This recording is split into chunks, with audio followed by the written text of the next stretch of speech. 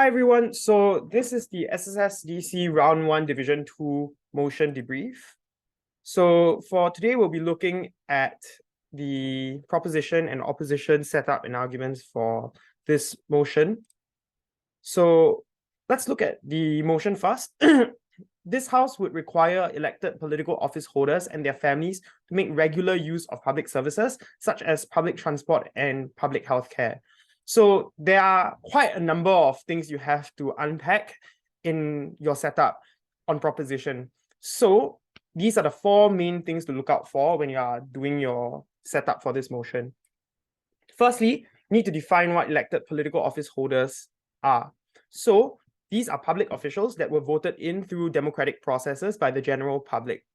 Secondly, families of these office holders refer to the immediate family members of these office holders rather than like their relatives and stuff like that. So it's not like their aunts, cousins, and stuff like that. You want to scope it so that you reduce the potential weird knife fighting about what family members are included in this policy.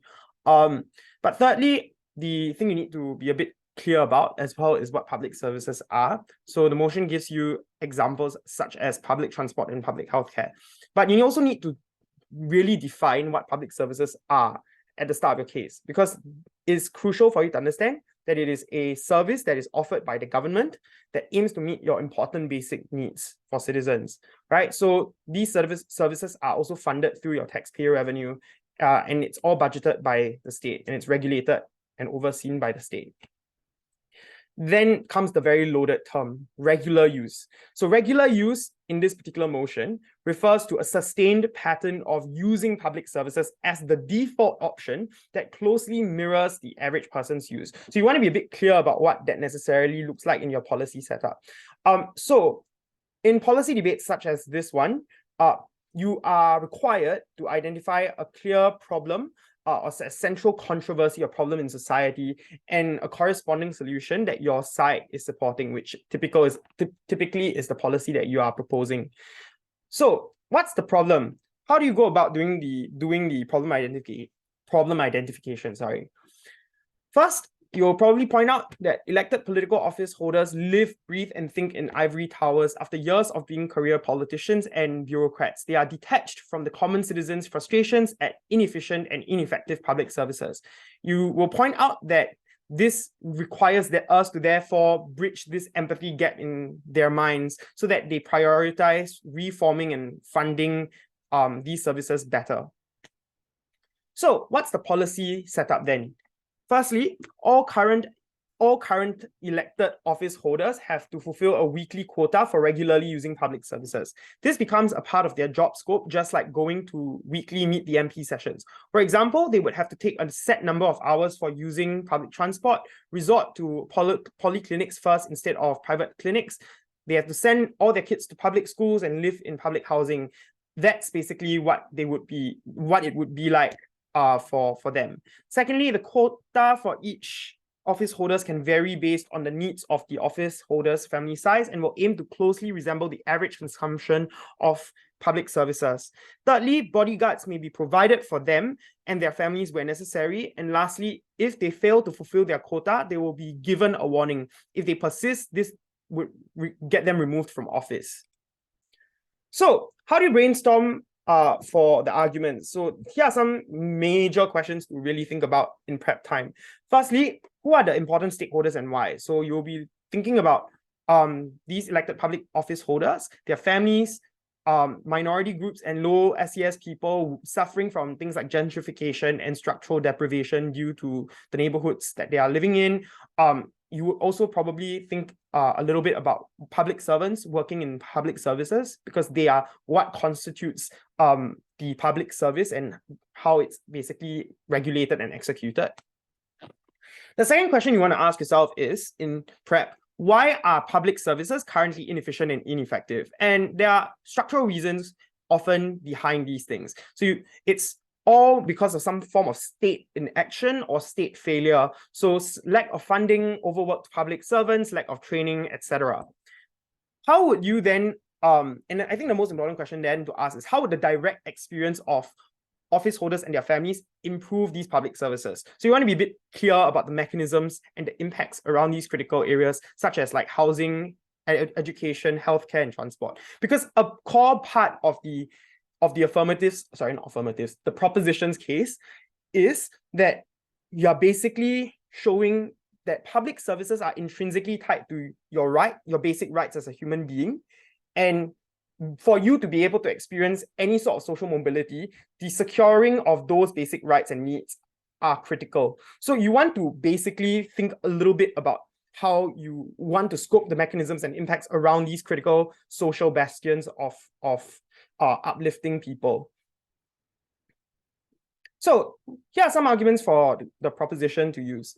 So the first argument you probably run as part of a characterization is, why is there little political will amongst these office holders in status quo? So you would look at the incentives and the profiles of elected public office holders. So they tend to be older people. They have, people who are older tend to also be more conservative leaning or more centrist. Therefore, they are less likely to want to do radically progressive policies, like taxing higher, for example, to improve funding for certain aspects of public services. They are also very likely to be people that live in a bit of an ivory tower after years of basically having accumulated some wealth here and there.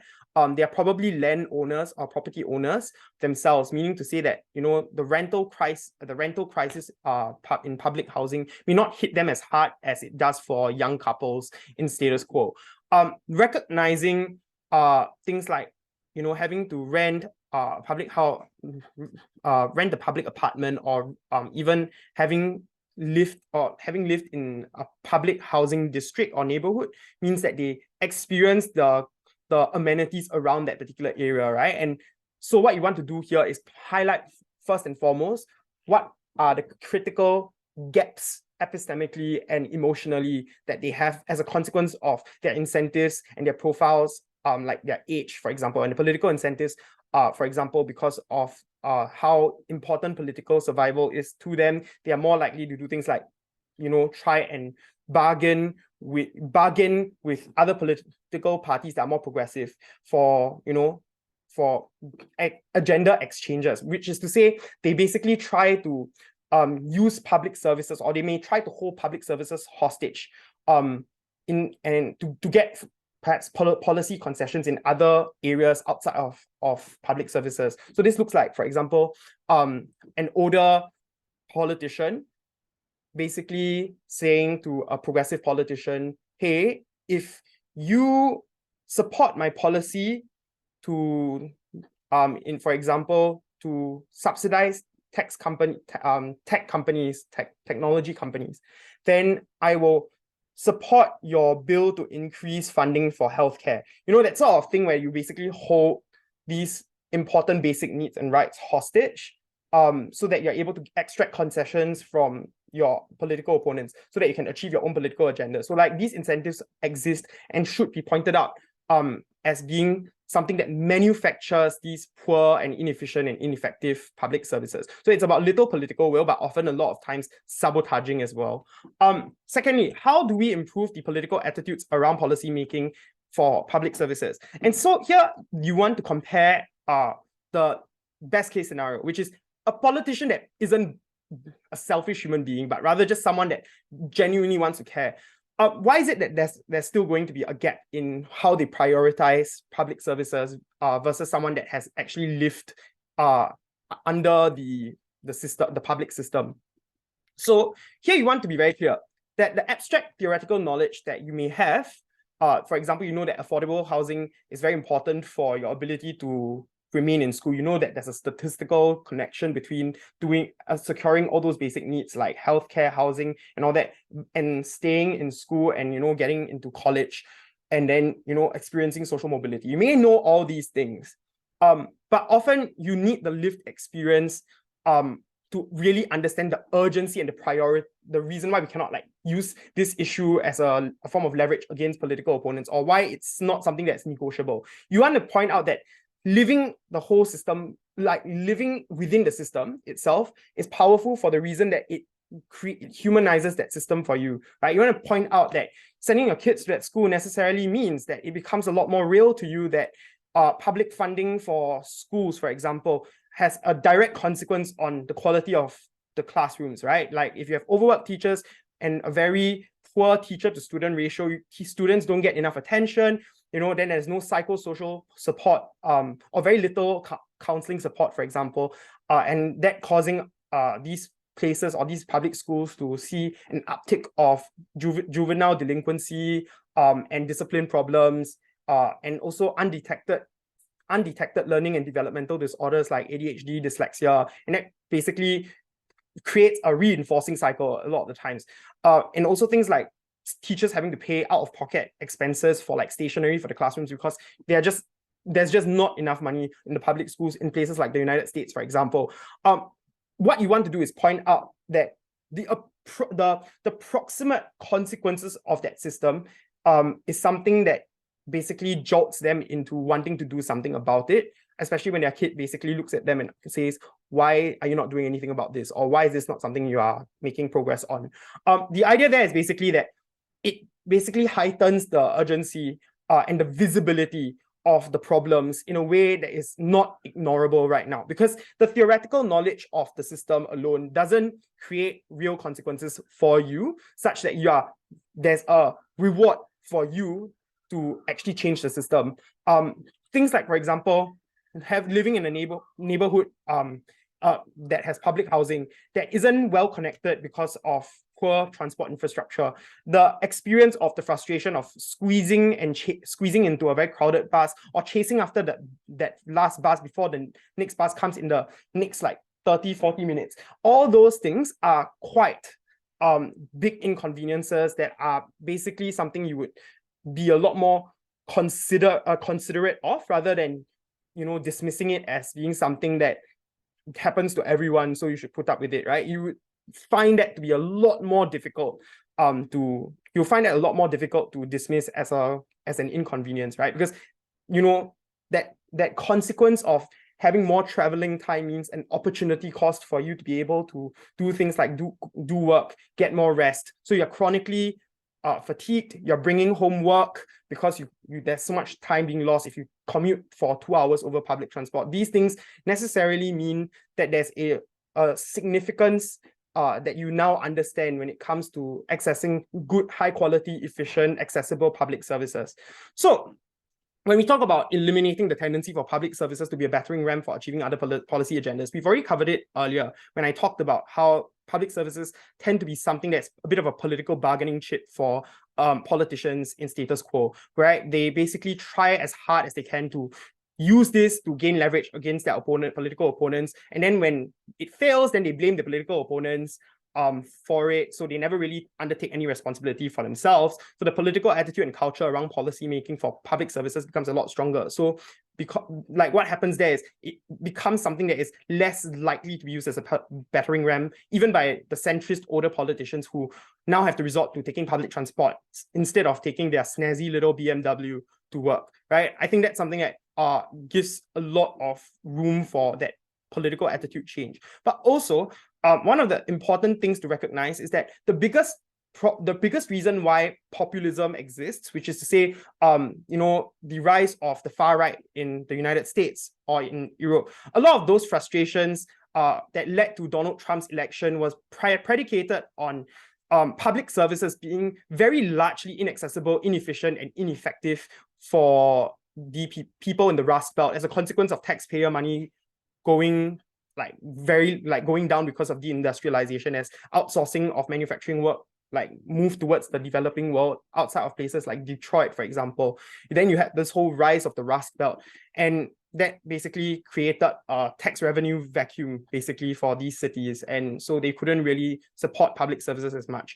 One thing to highlight here is that the resentment and distrust that now characterizes a lot of American politics happens because public officials have for far too long ignored public services as a basic right and have always kind of seen it as more of an investment in investment. So they think of public services in very financial and economic transactional terms, right? So for example, it's about people needing to earn the right to they need to pull themselves up by their bootstraps and earn themselves that college degree And it's always this whole meritocratic narrative as well, on top of this transactional mindset, right? That's basically like, well, housing is supposed to be an asset for people, whereas like a lot of progressive politicians and a lot of young people see housing as a basic right, whereas like these older politicians, career politicians who've lived their entire lives doing politicking, see it as a bargaining chip,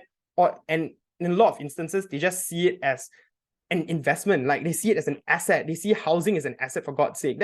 And they see insurance, health insurance and healthcare coverage as a way for the insurance companies to basically make money, right? It's about the free market to emphasize on individual responsibility. So a lot of that is what creates the resentment and distrust in elected officials that gives rise to these alternative politicians like Donald Trump, these populists that swear vengeance against the political establishment. So you want to explain how you create a less politically inflammatory culture and attitude towards policy making, especially around like these elected officials and like the public services being something that is used against the political establishment as well, potentially by populists.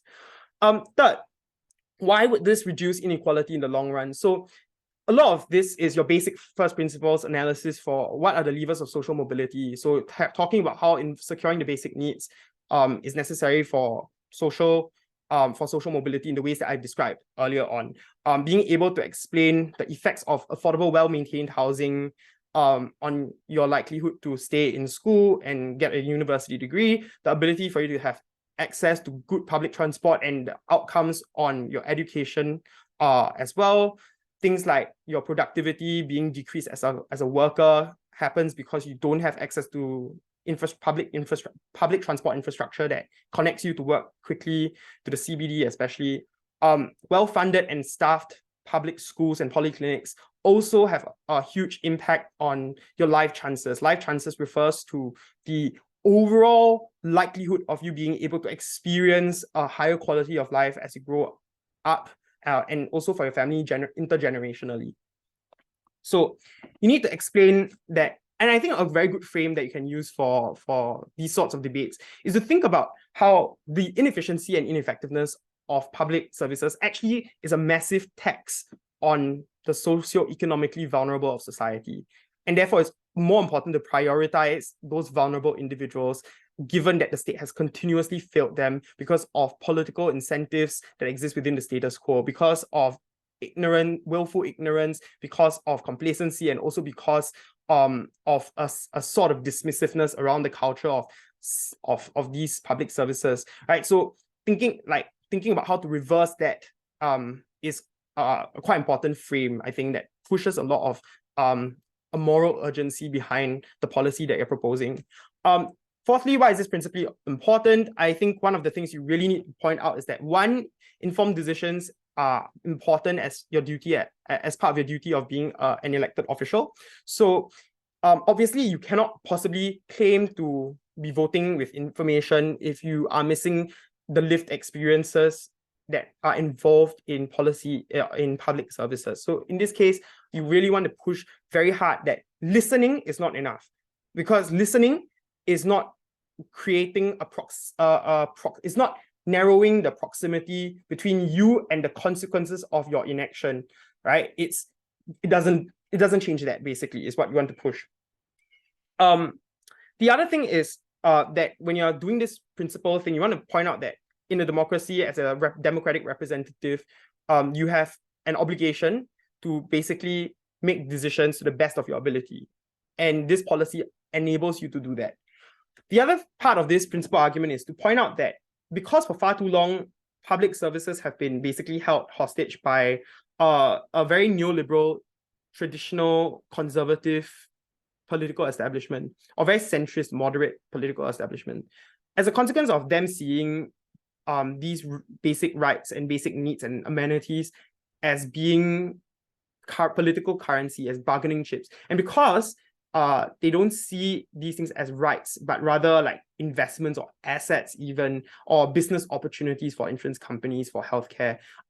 All these things necessarily mean that right now, basic rights are not respected, which is weird because these rights are the cornerstone for participating in a democracy, right? If you come from a poorer neighborhood, and if you come from a district that has poor public services, and these have impacts on your life outcomes, then it also is more likely to mean that you don't turn up to vote because you're working long shifts and you probably can't afford to leave your shift because you can't leave your shift to go to work. And this is something that happens in the United States all the time. Young people having to work even on election day, because election day is when like people are paid a little bit more if they are in the service industry, like as a waiter, for example, because people are trying to vote. So there's a glut in manpower. So like that, these are like wage opportunities that they cannot let go of because they are socioeconomically vulnerable. So often when basic rights are ignored, and the political attitude right now is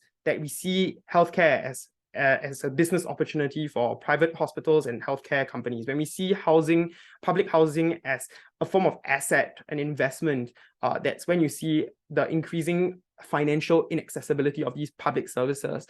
And that consequently has a massive corollary outcome on your ability to do things like voting, for you to be able to raise your issues as the socioeconomically vulnerable is significantly harder because money speaks in capitalist democratic societies. So you basically get silenced by well-funded lobbies and things like that.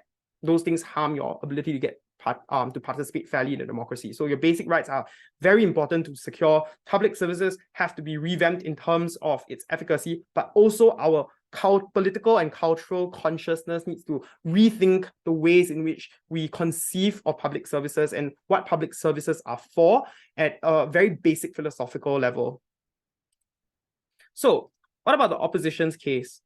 So before I move into that, let's talk about what options the opposition team can have in any given policy debates. You could deny the problem exists. Don't do that. That's stupid. Most if not all motions are created with the intention of asking you to debate about a social problem and how to resolve it and which side better changes certain problems in status quo. So you probably don't do that, okay? Please don't do that. You could accept the problem exists and provide a counter policy or model that uses the same political capital and resources that proposition has. The fiat rule applies here, which means to say you have it will be assumed that there would be sufficient political resources like political will, political capital, and economic resources and manpower resources to implement the policy in the way that proposition sets up. And you also have to make your counter policy exclusive. That means it's something that shouldn't be co-opted by proposition. Proposition can't say we will do those things too, right? So you need to make sure your counter policy is mutually exclusive, meaning to say it cannot coexist in the proposition's world. All right. You could also then accept the problem exists and then provide a list of alternative ways and status quo that are likely to solve or mitigate the problem without incurring the same harms or the same cost. There's no fiat for this particular approach, but so you have to prove why these alternatives are likely to succeed and be effective at mitigating the harms that have been brought up by the proposition's problem setup. So there's no fiat for opposition here, remember that. And alternatives may sometimes not be fully exclusive as well. So that's another downside. Sometimes proposition can co-opt some of those alternatives. Your aim as opposition, therefore, is to prove that proposition has a problem-solution mismatch and or a problem-solution gap. Meaning to say that their policy doesn't solve the problem, or that it does an incomplete job at solving the problem and creates a number of harms along the way as well. So here's the alternative approach that I think you should probably go with for this particular motion. So the alternative approach, rather than a counter policy, I'll explain why the counter policy thing probably may not be as strategic. But I want to point out that you can put a lot of pressure on your proposition team because you will be explaining why these alternatives are likely to work. Politicians have sufficient incentives to care about the state of public services, and the core problem is an inherent resource limitation because we just live in a world where resources are scarce. But there are multiple ways that we can hold politicians accountable right now. Firstly, mainstream media, investigative journalism, and the competitive incentives of media companies to expose problems in society to gain viewership all means to say that there are ways for information to be distributed, disseminated in society, and also for information to be collected. Meaning to say, like, investigative journalism often means you are going to start sniffing for clues, for tip-offs and things like that. Whistleblowing happens when these mechanisms exist. And the reason why they exist is because of those competitive incentives outlined. The second thing is social media. So that was about the mainstream media in the first part. But the second thing is that social media, microblogging, citizen journalism, and call-outs go viral online, right? So all these things mean that there is a level of democratizing platforms for people to speak out and express their views, such that politicians cannot simply ignore things as they did in the past, right? Thirdly, democratic processes like parliamentary inquiries and royal commissions happen, especially in Commonwealth nations found in the Commonwealth. Elections against competing political parties meet the MP sessions in Singapore, for example. Annual reports done by the respective ministries all mean that there's a level of rigor administratively, which makes it very unlikely that that politicians have a gulf of lived experience understanding, because they will do things like survey, they will do things like speak to constituents because of the democratic incentives at the MP sessions and stuff like that. And lastly, technocrats and operations consultants are usually advisors to these people anyway, so they're held accountable as well, because these technocrats, meaning to say these experts, subject matter experts and consultants, do give them a lot of advice. So they're not always in echo chambers as well, meaning to say that they are not just living in a world where their team is just full of yes men, people that just agree to go with whatever the public office holder wants to go with, that sort of thing. So as a consequence, there are multiple layers of incentives that you want to push, that you can use to characterize the argument that comes out from proposition about why the politicians' profile and incentives are likely to create why the political profiles and the incentives of these officials have precipitated this particular trend of public services being inefficient, ineffective, inaccessible. All right, counter policy. Let's talk about this approach first. Because in this motion, because of the way it is worded, some coaches might try to be sneaky and run a very soft line policy, where it'll be like, we would only require the elected public officials to basically use the public services regularly. We don't have to include the immediate family members. Now that's a super soft line. And then they'll just make it about how, then the entire odd case becomes about why we shouldn't subject the children of these elected officials to why we shouldn't subject them to these public services, and therefore like using them as political battering rams, basically saying that we are using them and we are weaponizing their experiences as children of politicians to twist the arm of the elected political office holders. Well, you could run that. And then the debate just becomes a weird, shallow exchange. Well, it's plausible that you may win on opposition using this. The reason why I wouldn't encourage it is because it is a low point win, if anything, because the quality of the debate really suffers. So it's better to really like take a stance clearly that is diametrically opposing the proposition in most debates. That would be better rather than running a soft line, because you want to exploit the wording of the motion. All right, more charitable counter policy lines. It could mean making quarterly inspections of public services a mandatory part of their job, not just technicians and technocrats. It could mean also increasing funding to public services without the same level of coerciveness. But it's unclear why throwing money at the problem necessarily solves anything. Because again, if the problem is there's an inherent resource limitation, then saying you will increase funding is not really very it's a more charitable counter policy line than a soft policy line, but it's very convenient as well for you to run that. I don't think it's strategic to do that. It's unpersuasive. You can also say we require more surveying of needs and preferences among citizens within structurally deprived regions, having focus groups for communicating lived experiences of citizens and public servants to better understand the public service system.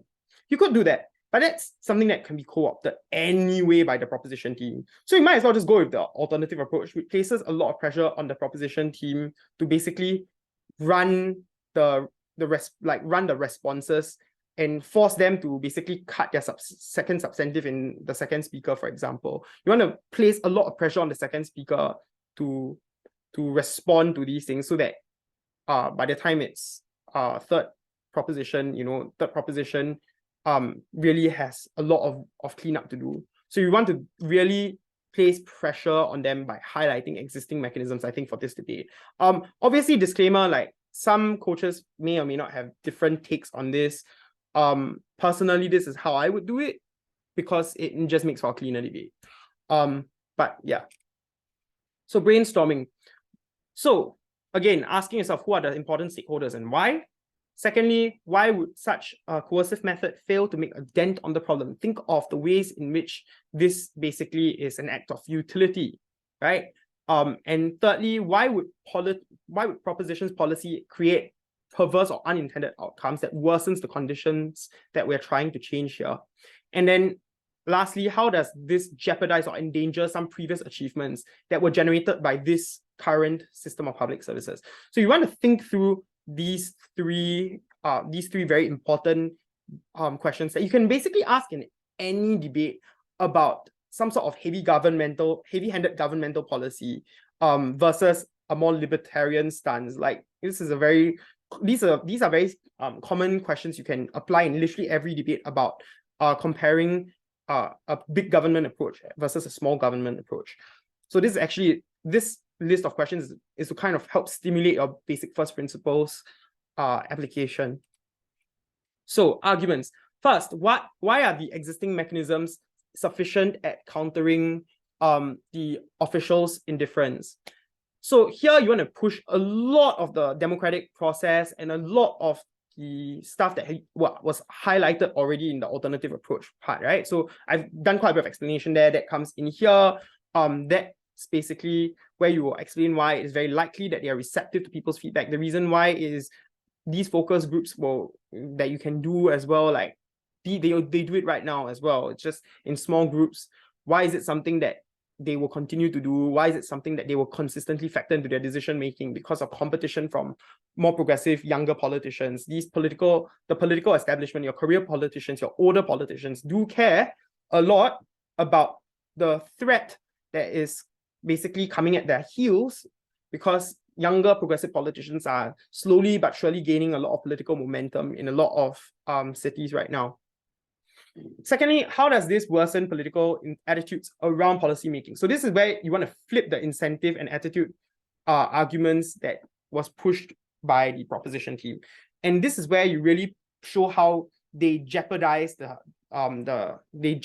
any sort of benefit that they want to get. So what really happens in this world is that this gives them the ultimate license to be dismissive. So if these officials are already dismissive because they care a lot about their political survival, and often they don't care enough about young people in the same ways that the proposition described, let's accept all that to be true. Ignoring that we've just proven to you in opposition that all these democratic mechanisms exist. If all those things fail and these politicians just really don't care and they only care about lobbyists and their donors and their big companies, why is it that this gets worse? It is because they will get funded very well. Their wallets will be lined anyway as politicians. But the difference is that they have the license now to say in the propositions, well, if I can live with those public services, so can you. Your whole thoughts and prayers things, like your I feel you, I understand you. Those shallow things that progressive politicians rage about on social media and call them out for, when people call them out for these insufficient actions, what you basically do is remove that ability for progressive politicians and for people to call them out on quite frankly their bullshit, right? So really what you're really doing here is pushing that if we accept everything that they say to be true and that there's this class of political elites that genuinely think of these things as business opportunities and that basic rights are monetizable, then, or commercializable rather, then it's just going to get a lot worse. It's actually really dangerous. And what we want to push here as a principle to respond to the principal argument, right, is to say that what you're doing is you're actually removing the ability for actual victims to express legitimate complaints and their indignities that they've suffered from the system. Because now those indignities are suffered by those politicians who don't really care. Therefore, what happens there is you basically remove the legitimacy of their complaints and you are more likely to end up having these people fall into this cycle of learned helplessness where they feel like there's no point in speaking up anymore. So it actually it actually harms the democratic process. So you clash with the democratic process argument here by saying, well, like, if you do this, the democratic process gets worse because those people are less likely to speak up at a point in which they think that they will be silenced, dismissed, and trivialized, and their concerns being trivialized. Like, all those things are likely, and therefore they are less likely to want to directly participate as much, and that's actually bad for them as well. So you entrench low voter turnout, especially amongst these socioeconomically deprived individuals. So yeah, you point out that public services would continue to be a battering ram for achieving other policy agendas as well, precisely because of all the analysis I've talked about earlier, right? Like the ability for them to say, if I did it, so can you. The ability for them to just say that these inconveniences are necessary evils and not get any fire for it or get very little fire for it. That is massive, right? There's a massive harm because it basically means that they can just refocus the political discourse into other areas, right? And try to focus on what their political agendas want, meaning to say that public services continue to be a battering ram, and they are a battering ram in a more pernicious, insidious way. Again, you can also say that this increases room for resentment and distrust against elected officials because of how they've trivialized the concerns and how this policy allows you to have the license to claim that you know how it feels and say that is something you can live with, right? So all that means that you flip the resentment and distrust argument and say that's actually more likely in your world because these people that really don't care, as you guys have claimed, because of the age, because of their career, because they're career politicians living in ivory towers, supported on the mountain of gold from these lobbies and donor groups. These things are worsened in your world. Yeah. So thirdly, why would this increase systemic inefficiencies in the long run? So here is where you want to really push that the corporatized neoliberal technocrat-led public system is good for democratizing things, actually. So you want to point out that the ability for public transport to basically, public housing to become one of those commercial areas of improvement for construction companies. Why having competition there is good? You know, why the ability for you to build very fancy housing all means that there's a competition incentive that allows for these sorts of nice looking houses to be like widespread. That means it allows for there's an incentive now for all construction companies to, you know, consistently bring in good high quality material. You explain why that's necessarily true, because they are in direct competition with other companies to obtain a government contract to build a public housing unit, for example. You would point out that the technocrat-led system has a very good big picture overview. Why do these experts necessarily why do they want to deprioritize certain areas over others? That's not directly accessible knowledge to the average person. So you want to point out that this policy increases systemic inefficiencies because it focuses so much on lived experiences that you're not able to spend on expanding infrastructure in a way that helps the vast majority of society. So you want to point out that there's a lot of waiting times, for example, in this world, to make sure that you have higher like longer waiting times in clinics, for example, because at the end of the day, you don't have the revenue stream. The government doesn't have that same sort of revenue stream because you want to think of it as a basic entitlement. But if we think that these basic public services are an entitlement, the first thing we need to recognize is that we need to commercialize these public services to provide an incentive for companies to basically make it as high quality as possible, rather than for it to be pushed down to a maximum cap on prices for housing. That doesn't do enough to incentivize that sort of high level construction, that sort of increase in waiting time at hospitals is really deadly as well, especially because to increase funding or to basically increase funding for certain departments, it means you take away doctors from the emergency department as well, or from polyclinics. So you end up increasing funding and increasing the concentration of those resources in ways that actually take away from other deprived areas. Or that's something that's going to result in a wide range of inefficiencies across public transport, because public transport becomes something that is based on this idea of it's based on the idea of like basic rights again, right? Like, and that because you think it is an entitlement, you can never truly buy the better trains that help to, in the long run, allow for you to access faster transport options. High-speed railways are incredibly important part it's just very important for revitalizing smaller cities that haven't gotten as much public investment, that haven't gotten enough public and private investment for that matter. So you want to really push a lot of this long run, short run trade-off analysis as part of the opposition's case here, and blow up this systemic inefficiency argument. All right, if you have any questions, I guess leave it in the comments section and I'll reply them. But yeah, that's all for the motion analysis for SSSDC round 1, division 2's motion.